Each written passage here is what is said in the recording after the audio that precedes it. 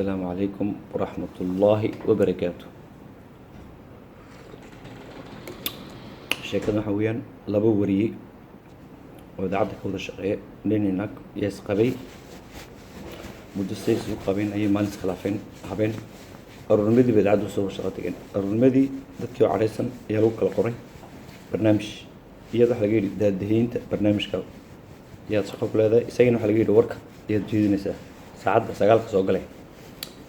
iyadii waxay barnaamijkii daadaheysaba markay soo gaadhay inay sheegto qofkii warka akhrinayay ay ku soo dhawaad oran lahayd bay tiri waxa warka noo akhrinaya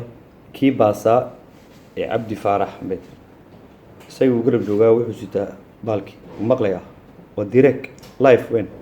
mburi ali sheekaysin wanaaginaastee bismillaahir rahmaanir rahiim warkii dalka